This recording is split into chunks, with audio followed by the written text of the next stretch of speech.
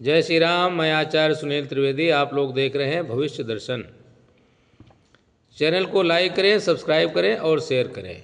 आज हम बात करेंगे, परम पवित्र महीना माघ का महीना चल रहा है और माघ महीने के कृष्ण पक्ष की सड़तिला नाम की एकादशी 25 जनवरी 2025 शनिवार को है। शास्त्रों में वर्णन आता है कि जो सड़तिला एकादशी है ये बड़ी ही परम पवित्र होती है, पापों का नाश करने वाली होती है, सुख और सौभाग्य को देने वाली होती है।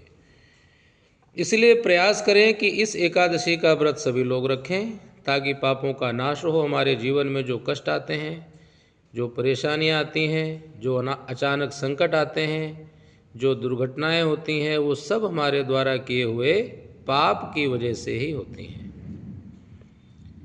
इसीलिए ये जो एकादशी है ये पापों का नाश करने में सक्षम है।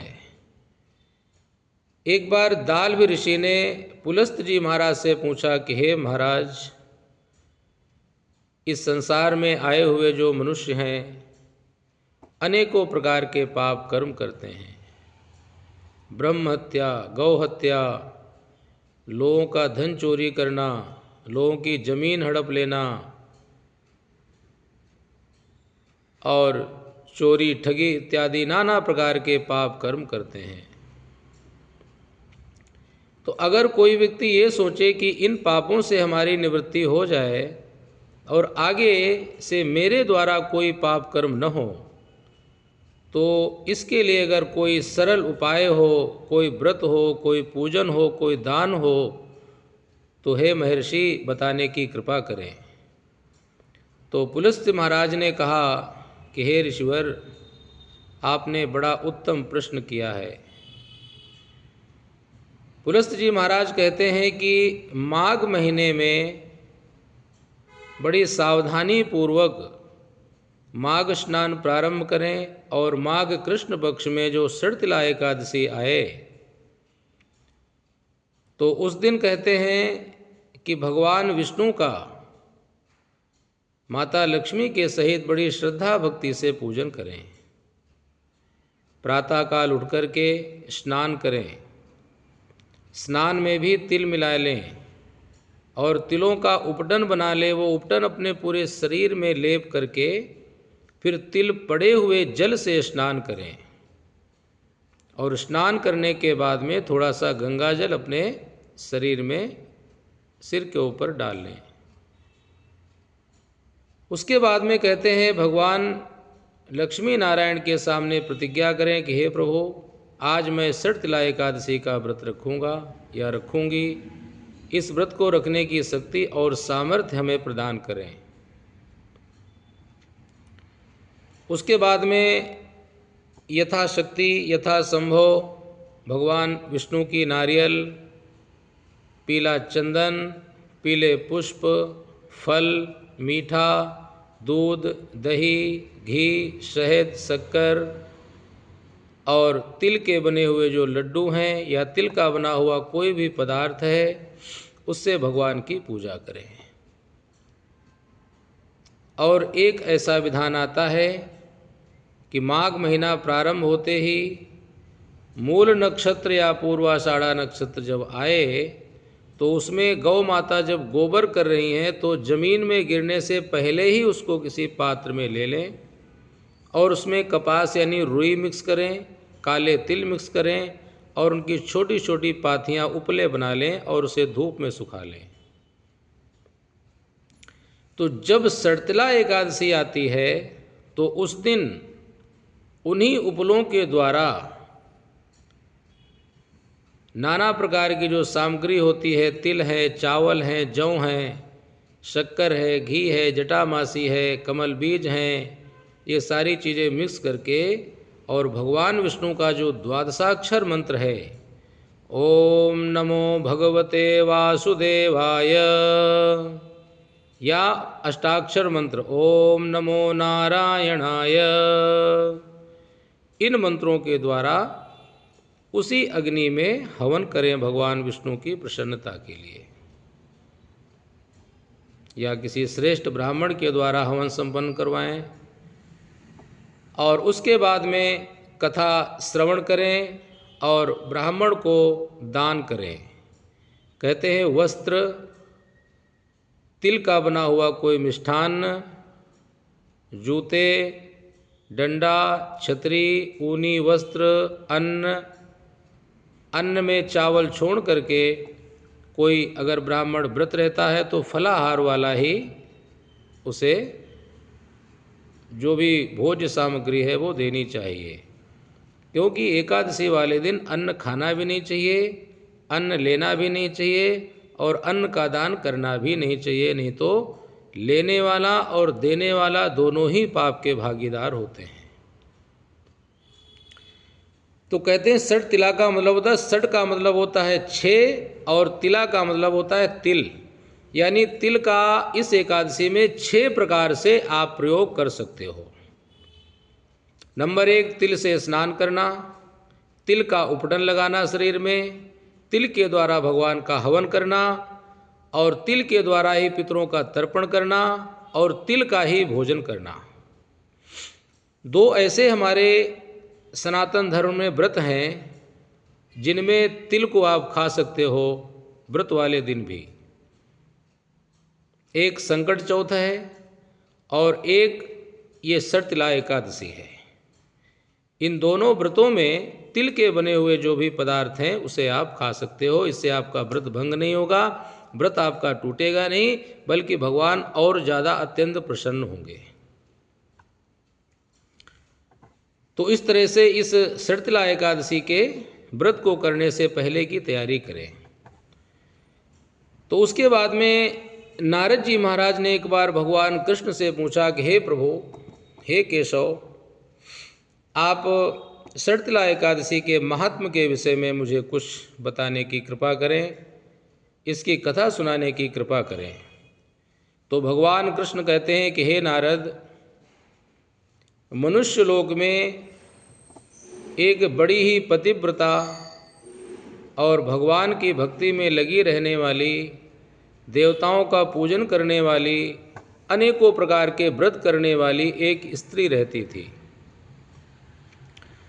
उसने अनेकों प्रकार के व्रत किए, चाहे एकादशी का हो, चाहे प्रदोष का व्रत हो, चाहे पूर्णिमासी का व्रत हो या सोमवार का व्रत हो, बहुत सारे व्रत उस स्त्री ने किए। उसका शरीर सूख गया बिल्कुल।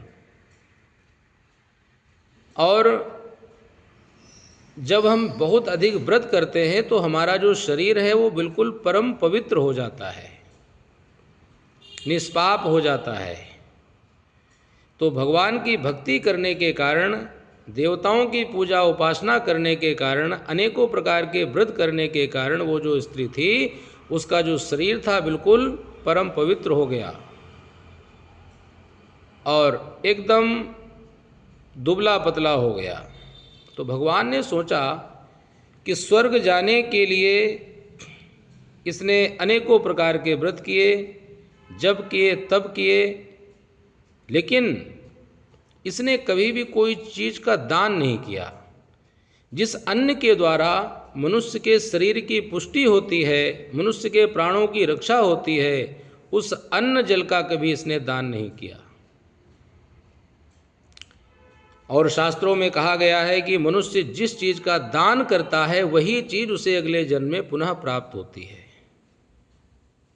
अब इसने स्वर्ग जाने की तैयारी तो कर ली, लेकिन स्वर्ग में जब तक इसका पुण्य है तब तक ये रहेगी। क्षीणे पुण्य मर्त्यलोकम विसंति। जब इसका पुण्य क्षीण हो जाएगा फिर ये मनुष्य लोक में आएगी। तो इसने कोई दान तो किया नहीं किसी वस्तु का, तो इसका जो जीवन है वो अभावग्रस्त हो जाएगा। क्योंकि जो चीज़ का हम दान करते हैं वही हमें अगले जन्म में मिलती है। जैसे महाभारत के समय में कर्ण थे, वो स्वर्ण का दान खूब किया करते थे। बिना स्वर्ण का दान किसी ब्राह्मण को किए वो जल भी नहीं पीते थे, इतने बड़े दानी थे। तो मृत्यु के बाद जब वो स्वर्गलोक में गए तो जब वो भोजन करने के लिए बैठते थे तो उनकी भोजन की थाली में हर सामग्री सोने की बन जाती थी। भोजन उनके सामने आया वो सब स्वर्ण का हो जाता था, चाहे पानी हो, चाहे रोटी हो या सब्जी हो, चावल हो, सब कुछ सोने का। तो कर्ण बड़ा परेशान, उन्होंने धर्मराज से पूछा कि महाराज ये क्या कारण है कि मेरे सामने भोजन आता है, मैं खाने चलता हूँ, वो सब सोने का बन जाता है। धर्मराज ने कहा कि हे दानवीर कर्ण, तुमने जीवन पर्यंत स्वर्ण का दान किया है,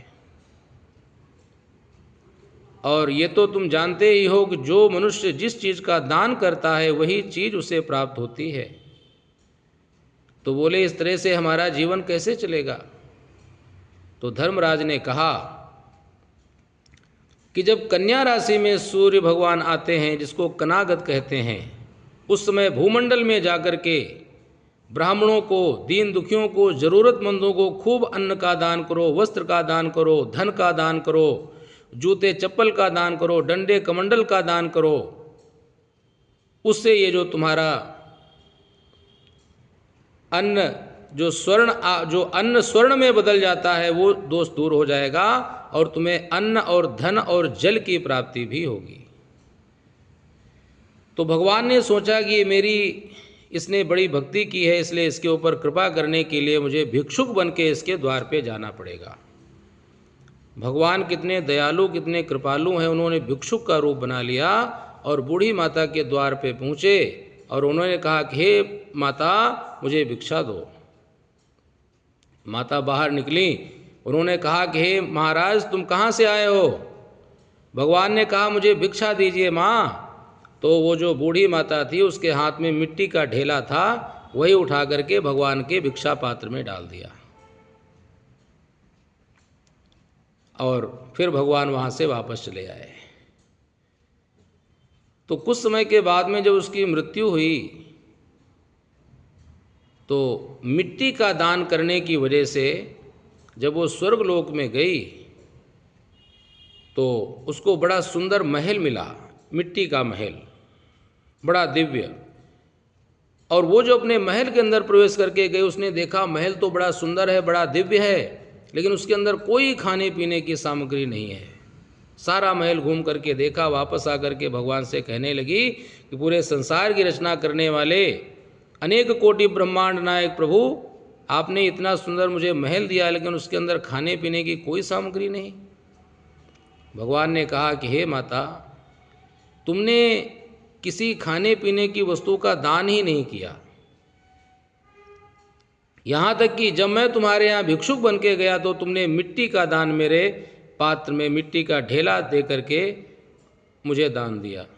तो वही जो आपने मिट्टी का दान किया था, उसी के प्रभाव से तुम्हें मिट्टी का महल तो मिला है, लेकिन कोई खाने पीने की सामग्री तुमने दान नहीं की। तो भगवान ने कहा ऐसा करो, तुम पुनः वापस चली जाओ मृत्यु लोक में, और वहाँ जाकर के देवताओं की जो पत्नियां हैं वो तुम्हें देखने के लिए आएंगी। कैसी कौन सी स्त्री थी जिसको इतना सुंदर महल मिला और वह पुनः मनुष्य लोक में चली गई? तो जब देखने के लिए आए तो तुम दरवाज़ा बंद कर लेना और उनसे कहना कि तुम शर्तिला एकादशी का व्रत जो होता है उसका महात्म्य क्या है, उसकी विधि क्या है, उसको किस तरह से करना चाहिए, ये सारा महात्म्य अगर हमें सुनाओगी तो मैं दरवाज़ा खोलूँगी। तो इस तरह से भगवान की आज्ञा अनुसार वो जो मानुषी थी स्त्री, वो मनुष्य लोक में आ गई, और कुछ समय के बाद में देव पत्नियाँ वहाँ पर आईं और उन्होंने कहा कि दरवाज़ा खोलो, हम लोग तुम्हें देखने के लिए आए हैं। तो माता ने अंदर से कहा कि पहले तुम लोग शर्तिला एकादशी का महात्म्य और उसका विधान मुझे बताओ, उसकी कथा मुझे सुनाओ, तब मैं दरवाज़ा खोलूँगी। तो देव कन्याओं में से एक ने, देव पत्नियों में से एक ने उनको सारा महात्म्य सुना दिया। उस महात्म्य को सुनने के बाद में वो जो मानुषी थी वो बड़ी दिव्य हो गई, सौंदर्य से युक्त हो गई, तेजस्विनी हो गई। जब वो बाहर निकली तो देव पत्नियों ने सोचा कि ये तो साधारण एक स्त्री है। हम लोग तो सोचते थे कोई देवी होगी, कोई गंधर्वी होगी या कोई पिशाचनी होगी, लेकिन कुछ समय के बाद में ही देखते देखते वो जो मानुषी थी वो दिव्य सौंदर्य से युक्त हो गई। और भगवान की कृपा से षटतिला एकादशी का व्रत करने के प्रभाव से धन धान्य से उसका घर भर गया, रूपवती हो गई, सौंदर्यवती हो गई, तेजस्विनी हो गई, बुढ़ापा उसका दूर हो गया, शरीर एकदम पुष्ट हो गया। तो भगवान कृष्ण कहते हैं कि हे नारद, जो मनुष्य इस व्रत को करता है, भगवान की पूजा करता है, भगवान का हवन करता है और इस कथा को सुनता है, उसका जीवन भी धन धान्य से परिपूर्ण हो जाता है। उसके जीवन के सभी संकट, सभी कष्ट, सभी परेशानियां दूर हो जाती हैं और भगवान का कृपा पात्र होता है। जब तक इस भूमंडल पे है तब तक नाना प्रकार की सुख और संपत्तियों का भोग करता है और मरने के बाद में मोक्ष को प्राप्त होता है। तो इस तरह से भगवान कृष्ण ने नारद जी को ये कथा सुनाई, वही कथा मैंने आप सब लोगों को सुनाई।